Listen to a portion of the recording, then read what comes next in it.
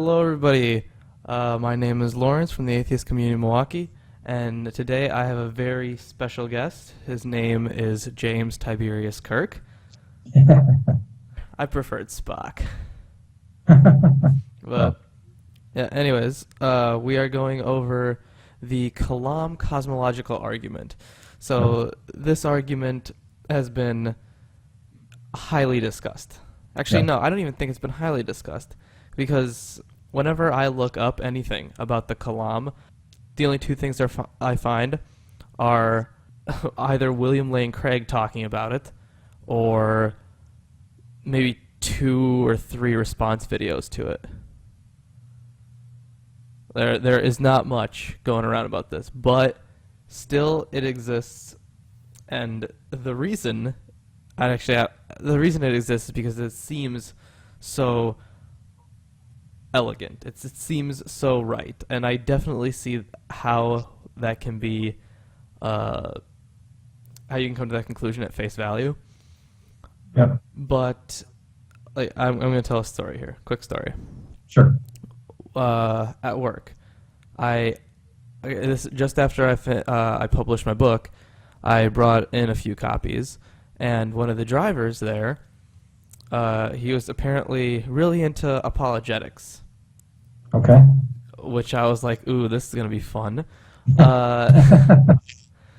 And he asked me, have you ever, and he looked at the book, he just didn't even open it up, just looked at it and said, have you heard of the Kalam Cosmological argument? And I'm like, yes, that's actually section 4 of the book. And he was like, oh, okay, how about this argument? And I'm like, yep, that's section 7. And pretty much he listed 4 arguments, 3 of which I debunked in the book. But it still exists. The Kalam still exists. Yep. And I just want to take a moment to go over it, because a lot of people are actually convinced by this argument somehow.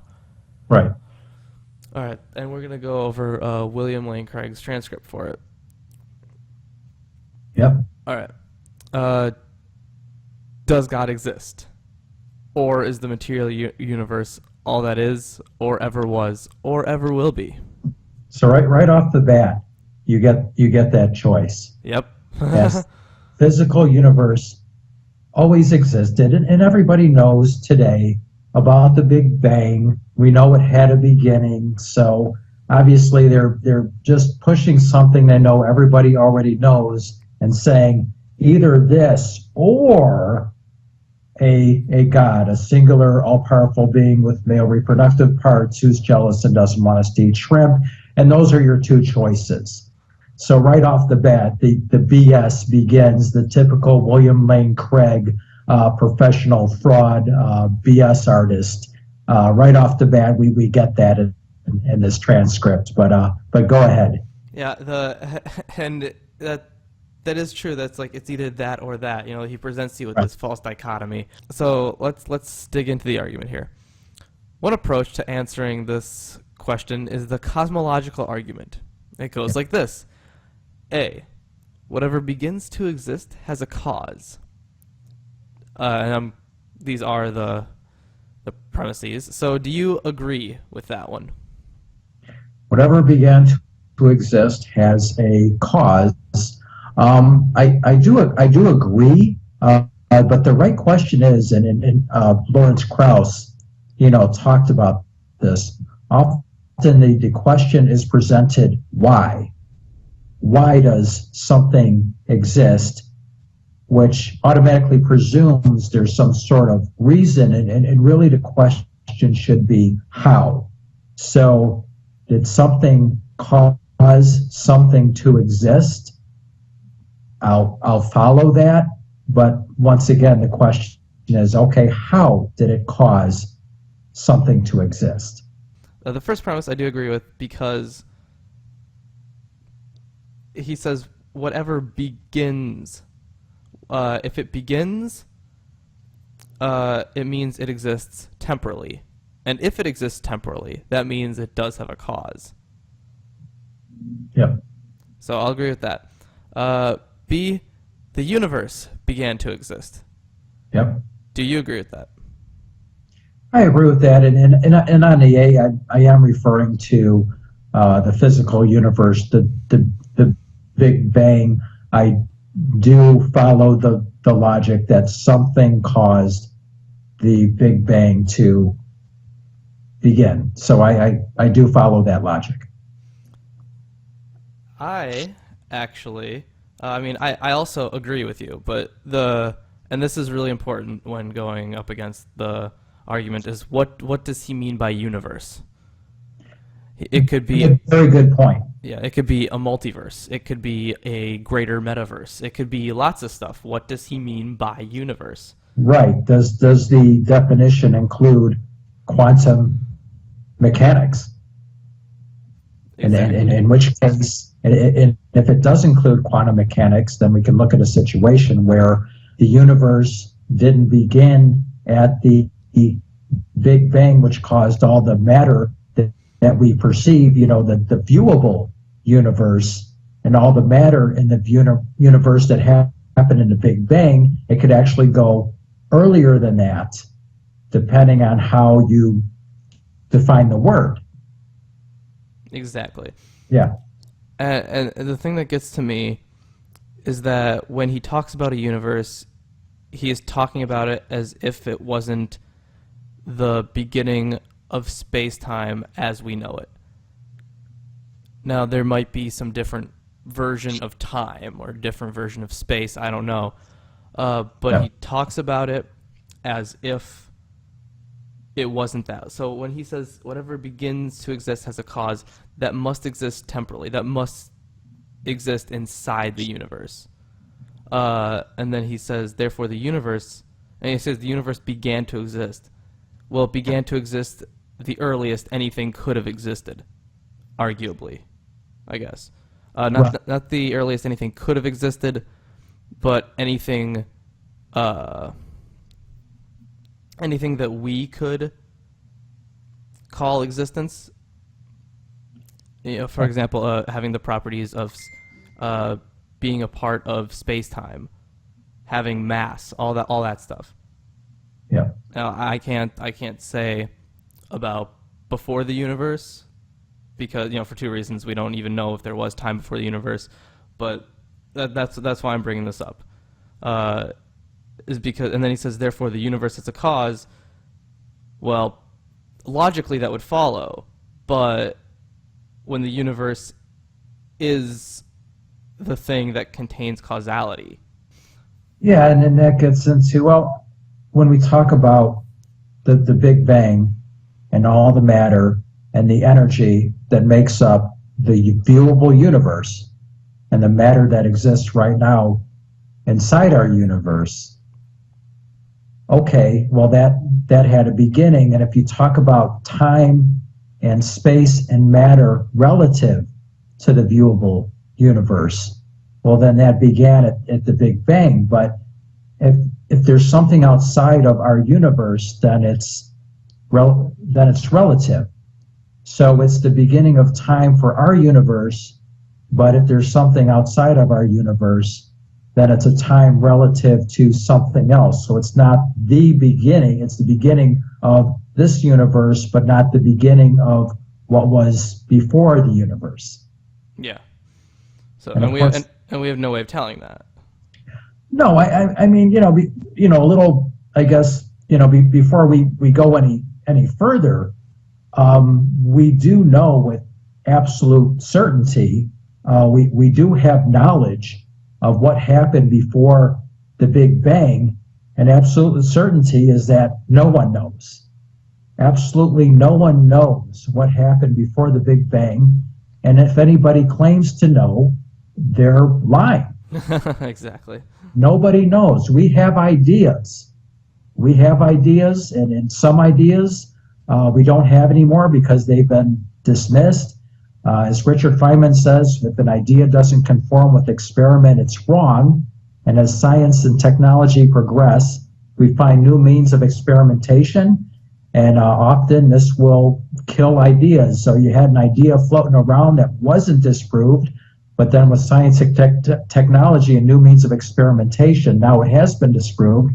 Like, for example, there used to be the idea that there was a big bang, things would slow down, and then things would contract, and then you'd have a crunch, and they just figured it kept expanding, contracting, expanding, and you would have this endless cycle of the universe being created.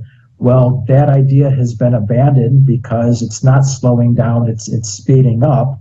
So as we're learning more and more about the universe, the best ideas are rising to the top, and the modern idea seems to be this quantum mechanics combined with gravity have the potential to create a universe. That's the modern cosmology idea, but is that right? We don't know. We're just coming up with ideas and trying to figure it out. Yeah, and I think, and what you're referencing is quantum gravity, and nobody has. I mean, there are ideas about it, but nobody has been able to demonstrate it. Right. Like I have a book on it actually, and I still have to finish it. But yeah, like we're working on a theory of quantum gravity, and Yeah. that could really advance science. Yeah. So, anyways, all right, back to this argument here. Sure. All right. Therefore the universe has a cause. Whatever. Is the first premise true? He goes over that. Yeah. Sure it is. All right. What about the second premise? This one I'm interested in reading. Did the universe begin or has it always existed? Atheists have typically said that the universe has been here before. The universe is just there and that's all. Okay, first of all, Yeah. I have never heard an atheist say that. That is a complete lie. Before 1929, when Edward Hubble validated that the universe was expanding, everyone believed that the stars were static. Albert Einstein believed that the universe was static and eternal. It wasn't an atheist thing. Everybody, Christians, Muslims, Hindus, everybody, that's what they believed. So to say that atheists, try to single out atheists here, it's dishonest. And it's a downright lie. It is a ridiculous lie. Especially since I have never heard any atheist ever say that. Now, I've heard Carl Sagan say that. Well, he was talking about why not save a step when it came to the beginning of the universe. So Right. if you say you can't, if you evoke God to explain the universe, then you have to have enough courage to say, okay, where did God originate? And if you can't explain the origin of God, just save a step and say you can't explain the origin of the universe. And then he also said, well, if you claim that God has always existed, why not save a step and say that the universe has always existed? So maybe that's what they're talking about there, something that Carl Sagan said when he's just talking about, you're making this argument, why not just save a step? Because you're not answering anything. But like you said, other than that, today, everybody knows the Big Bang happened. Everybody knows the universe is expanding. Everybody knows that the stars are not static. Nobody is making that argument and hasn't been for many decades. And I think, honestly, obviously this is, a huge straw man on his part because I don't think he has thought about this. But maybe he has. You know what? You have to wonder if he could he possibly not know that he's just spewing bullcrap. He has to know. I mean, I think at this time he has to know. He just doesn't care. And the position he's in, I mean, when you're really defending this nonsense, there's no way you're going to be able to do that in an honest debate. So you get this lie, you get these lies, you get this deceit, because really, what else can they do? Well, I think I think maybe it just might be the where he's typing it in, because like, where is he putting this? He's putting this on his own website. This is an apologetics website where Christians are going to go. You know, Yeah. not many atheists are going. I mean, except for me and you and every YouTube atheist. But that's Right. Now, speaking of YouTube, this is a transcript for a YouTube video he has out there. And for some reason, the comments section is turned off. huh. I wonder why. Is that interesting? Oh yeah, it's right here at the top of the page, and obviously I'm gonna link the Yeah. yeah, I'll link all of it. I'll link the video and I'll link the transcript. All right. So, anyways, when he's talking about he says atheists have typically said that the universe has been here forever. Yeah. See, to me, and I hate being that guy that has to define everything, but sometimes I really have to kalam like I see him. All right.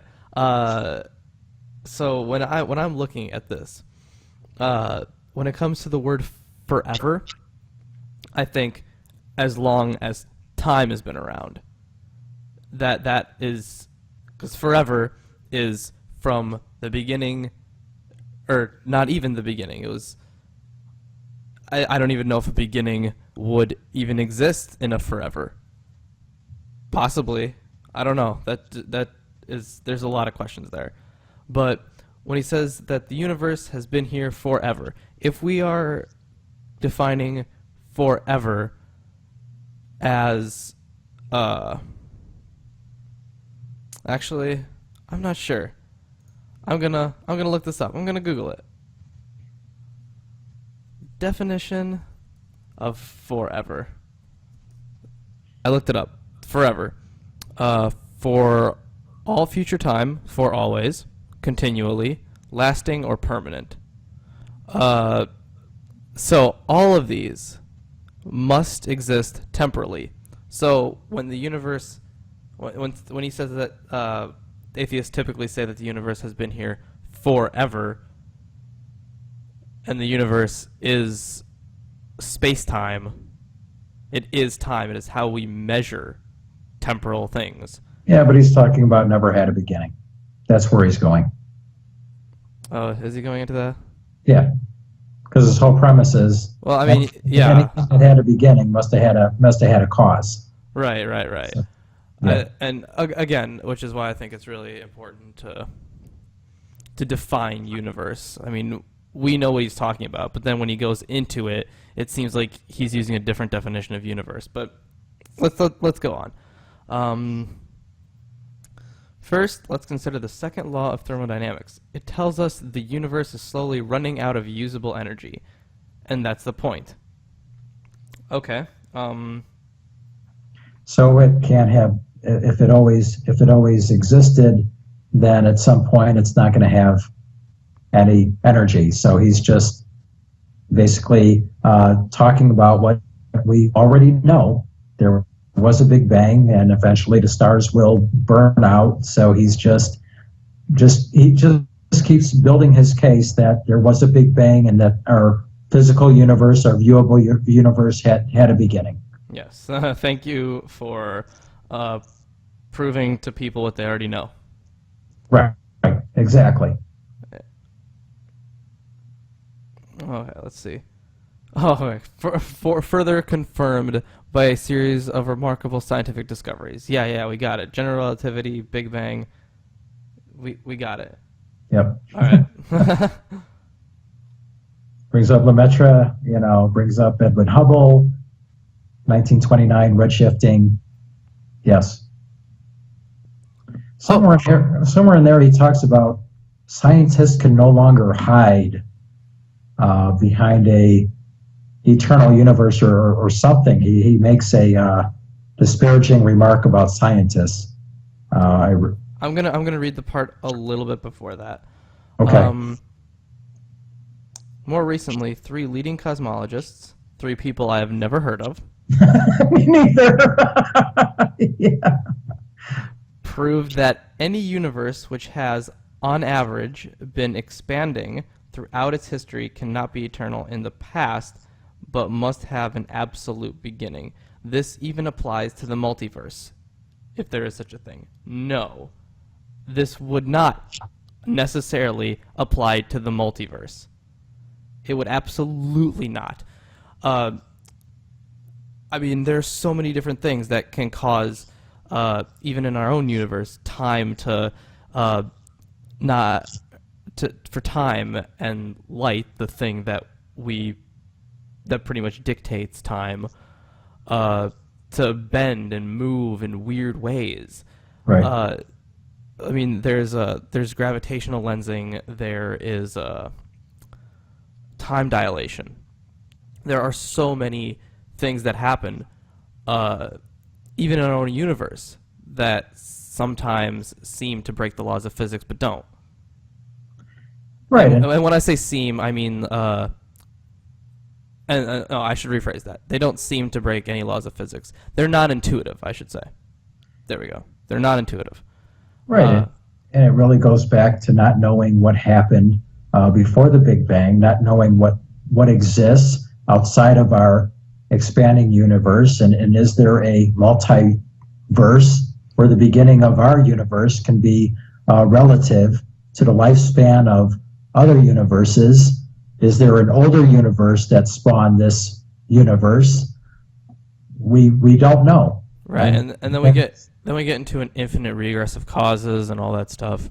And for the most part, I agree that we can't have an infinite regress of causes, but that can only exist temporally. If there was somehow a universe that existed without time, which would be so weird, obviously, but quantum mechanics has shown us that's possible. Right, and time relative to what? Exactly. Yeah, time is relative. If there's an older universe that spawned this universe, then time related to this universe is relative to the time in the older universe. No, I mean, I don't even think that would really matter that much, because even if you go back to that universe, obviously you couldn't know the dynamics of it, but in order to stop an infinite regress of causes, which actually sometimes I question, because if you throw a dart at an infinitely long billboard, it will land somewhere. But again, that's just speculation. And I'm really interested, before going any further, I'm going to look up these cosmologists. Do you think that's a good idea? I think it's a good idea. Well, why not bring up Stephen Hawkins? Why not bring up Lawrence Krauss? Now those two I've heard of, and they recently wrote books. And in Krauss's case, obviously, they gave a lecture, a very popular lecture, Universe from Nothing, followed up with a book, by the same name. And I did find his work to be better than Stephen Hawking's. I read them both.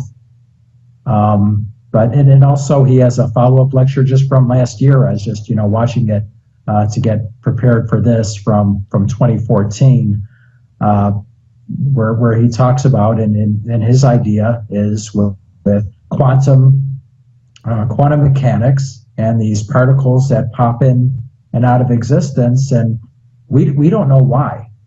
So this dark energy, all this space between galaxies, the space between neutron and electrons and atoms, where these particles pop in and out of existence. We don't know why that happens.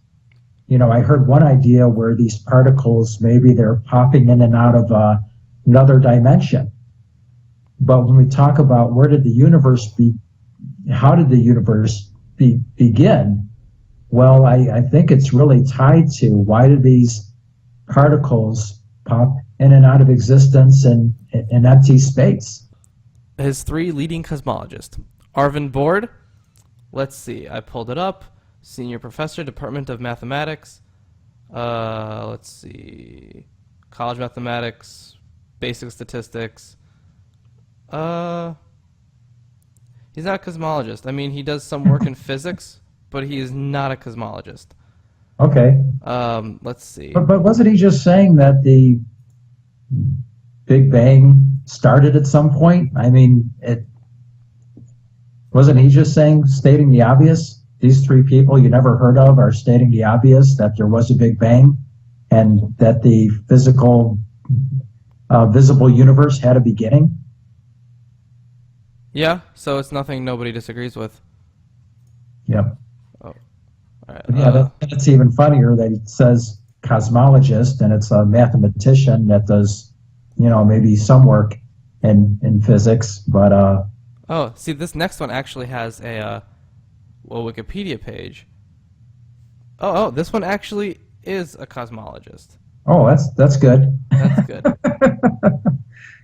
If In a video, for an example of an atheist, he brought up Bertrand Russell, who said the universe is what it is, or something like that, or implied that it always existed for his statement of how atheists believe that the universe always existed. But even Bertrand Russell is hardly a modern figure, certainly not a modern cosmologist. He was a philosopher that called himself an agnostic. So, this is just your typical theologian grasping at straws.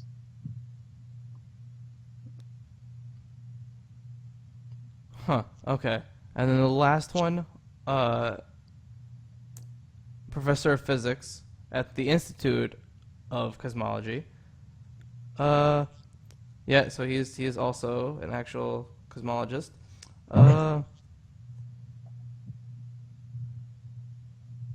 Oh, I see. All these three guys were working together on something. In 2003, he showed that a period of inflation has to... Oh my god.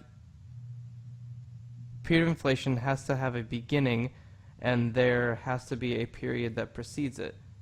This is a problem because without a theory to explain the conditions before inflation, it is not possible to determine how likely it is for inflation to occur. Okay, you want to know something? Any universe which has on average been expanding throughout its history cannot be eternal in the past, but must have an absolute beginning. He quote mined that so hard. Yeah, which is not surprising. We're talking about inflation. We're talking about looking back in time, and we can't see past a certain point. And right. He's talking about an absolute beginning. That means something totally different.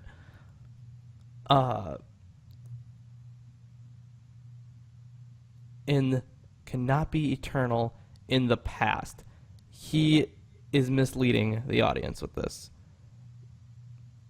Yes, these three people did work on inflationary theory, but the way he makes it seem and this is obviously what he takes from this. This means that scientists can no longer hide behind a past eternal universe. There is no escape. They have to face the problem of a cosmic beginning, which they did. And in fact, they were talking about how much they did. Well, first off, you really have to take exception to the language that scientists are hiding behind something, like they have this devious agenda.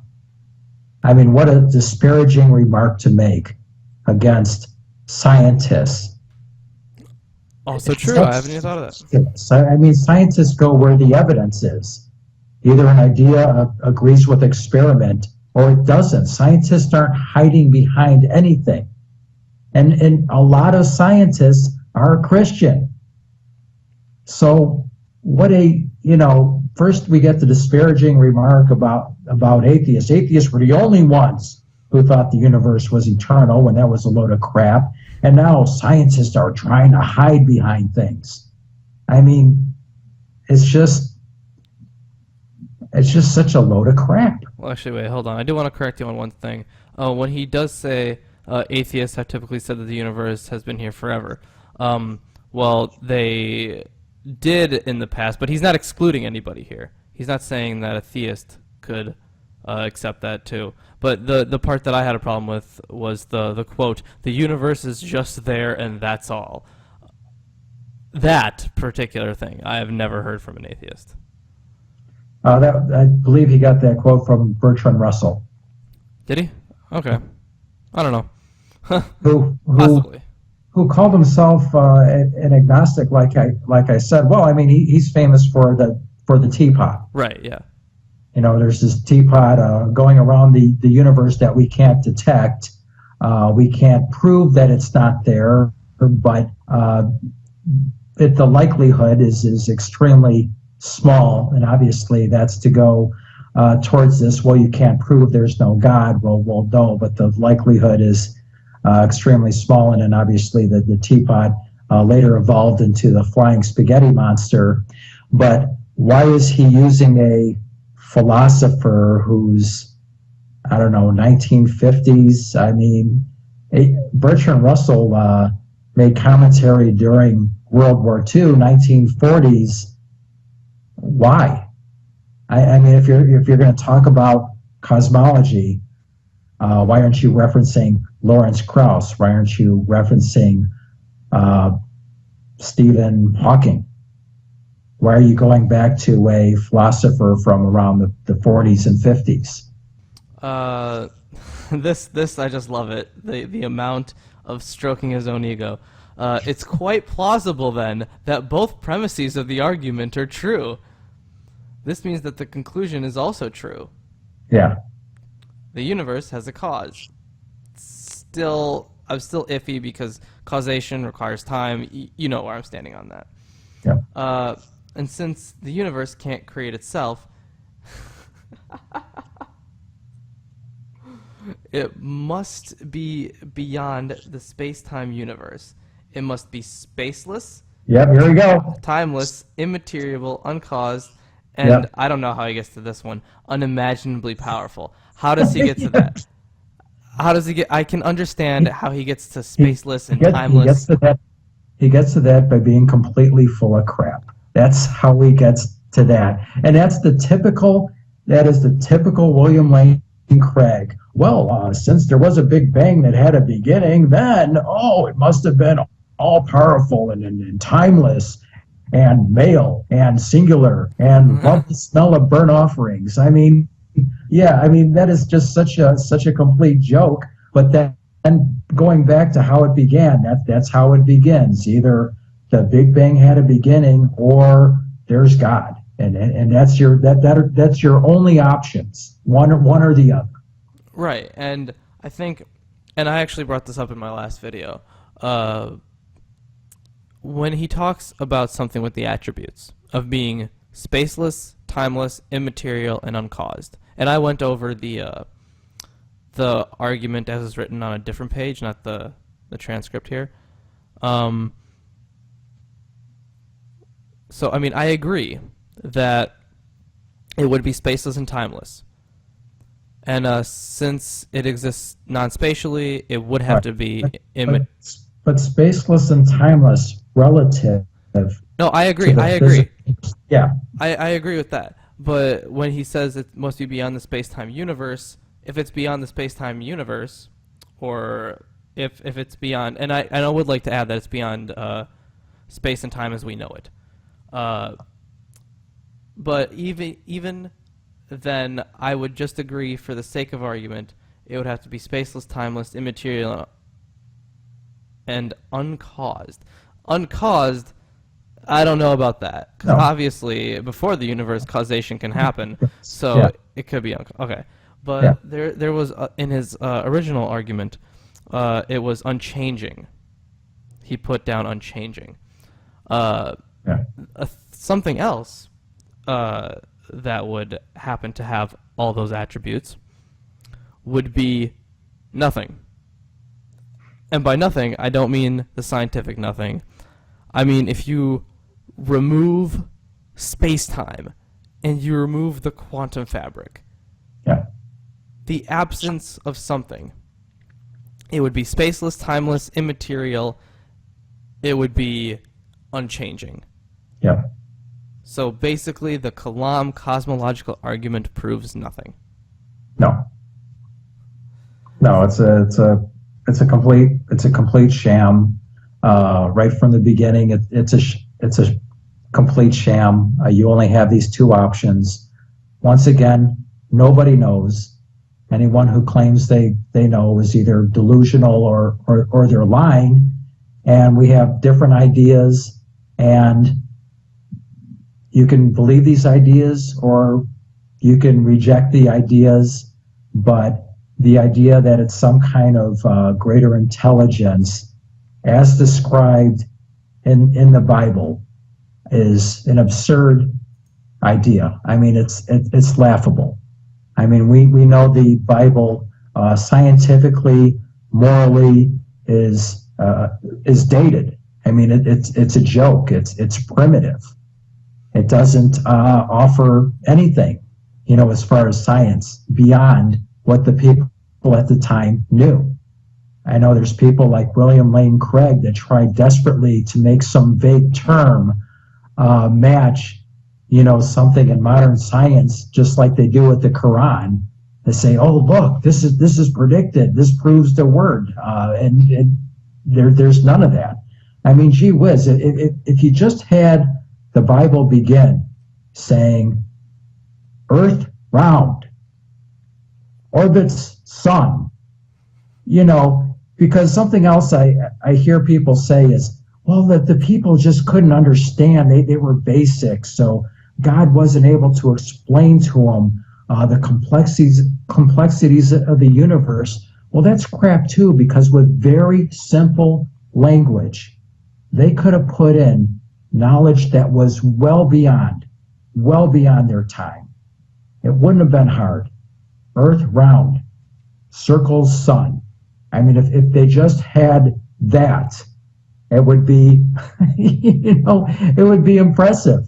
But they don't even have that. I mean, and even if they had something, about the Earth being round, specifically that.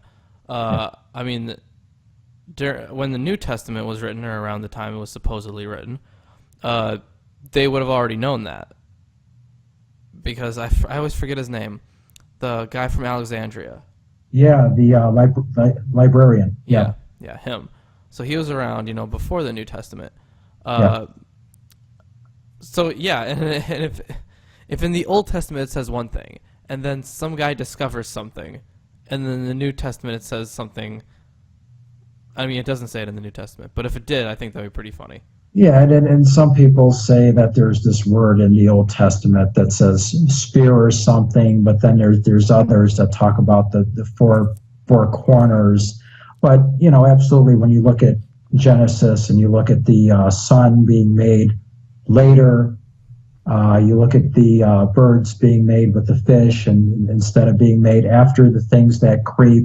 I mean, obviously there's so many things that are blatantly, obviously wrong. I mean, obviously it's a bunch of people trying to figure things out and saying, well, if we have animals eating grass, we should probably have grass first.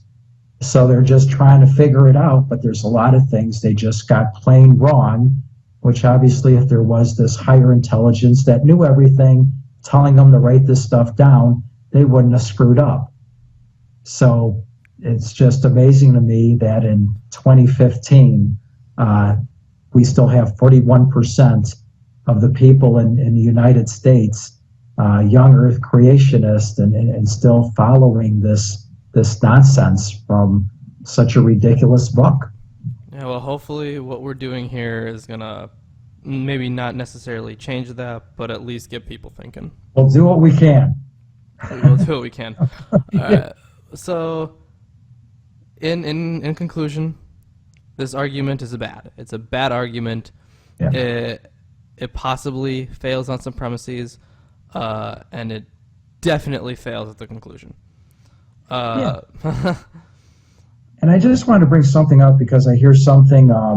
In fact, I was listening to a lecture with Dr. Richard Carrier, and Richard Dawkins is made the same thing. Well, I'm not 100% certain that there isn't a God.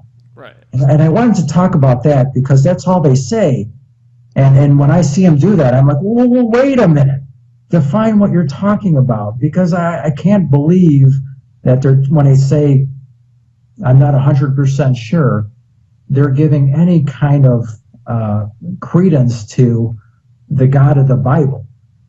So when people say that I'm not 100% sure, they should clarify saying I'm talking about some kind of greater intelligence, some kind of greater intelligence. I'm not talking about the singular, all-powerful being with male reproductive parts who's jealous and doesn't want us to eat shrimp. So I think that clarification is very important, and I'm sure that's what they mean. But obviously, when people hear it, oh, he's not sure. He's giving legitimacy to the God of the Bible. He's not sure. He might, he might believe in this, and I do not believe that's the case at all. But they should definitely clarify when they make comments like that what exactly they're talking about. And I think it'd be really important if people understood the definitions of atheism and agnosticism. I think that'd be great if they understood that they were addressing two very different things. Yeah, there's been a whole lot of pissing matches about that.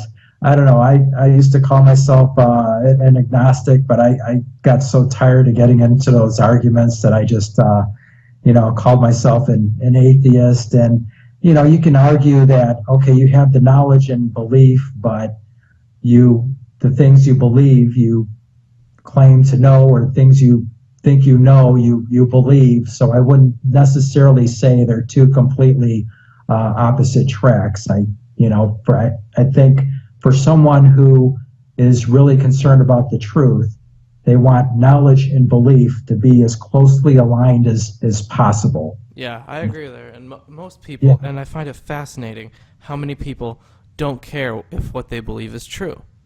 I personally find that ridiculous. I mean, if I believe something, I would love to know if it's right. I would love to know if it's wrong, because I value that. And a lot of people, and it surprises me, it really does. They like the comfort, and while I get that, if it's not demonstrable, if why does it even matter? Like, how do you bring yourself to believe something that there's no evidence for? You could always think of a nicer, better idea. So why are you not just doing that instead of just accepting some answer because it's the nicest? Or just make up your own if you don't care about evidence. Right, or all the Christians that don't read the Bible. You're saying you're a Christian. You're basically saying the Bible is the most important thing in your life, and that this life is temporary, and then you're going to be spending forever in heaven or hell. You're saying you believe this, but you don't read the Bible, which you're saying is the most important book for your everlasting soul. You're not going to read it and make sure you really know what the rules are to make sure you're going to the right place. That I don't get it all. Yeah, me neither. All right, but unfortunately, running out of time. I gotta go, do some shit and smoke my life away. Right. So, once again, James, thank you for joining me. It's been great. And thanks for having me. A pleasure as usual. yeah, no problem at all. And for everyone who powered it through to the end of this video, congrats for you. Thumbs up. You deserve lots and lots of great sex.